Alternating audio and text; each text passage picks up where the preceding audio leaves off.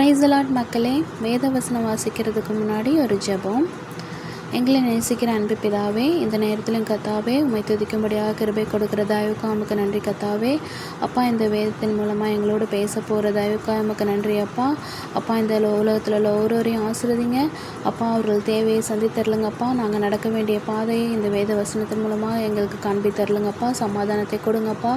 நாங்கள் போகும் வழியிலும் எங்களை பாதுகாத்துக்கொள்ளும், வரும்போதும் எங்களை பாதுகாத்துக்கொள்ளும் அப்பா. சட்டின் கீழ் மறைத்து பாதுகாத்துக்கொள்ளும். ஆமென்.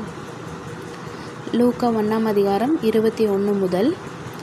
ஜனங்கள் சகாரியாவுக்கு காத்திருந்து அவன் தேவாலயத்தில் தாமதித்ததினால் ஆச்சரியப்பட்டார்கள். அவன் வெளியே வந்தபோது அவர்களிடத்தில் பேசக்கூடாமல் இருந்தான்.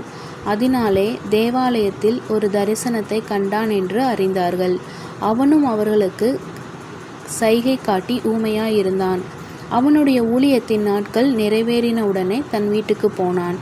அந்நாட்களுக்கு பின்பு அவன் மனைவியாகிய எலிசபெத் கர்ப்பவதியாகி ஜனங்களுக்குள்ளே எனக்கு உண்டாயிருந்த நிந்தையை நீக்கும்படியாக கர்த்தர் இந்த நாட்களில் என்மேல் கடாட்சம் வைத்து எனக்கு இப்படி செய்தருளினார் என்று சொல்லி 5 மாதம் வெளிப்படாதிருந்தாள். ஆமென்.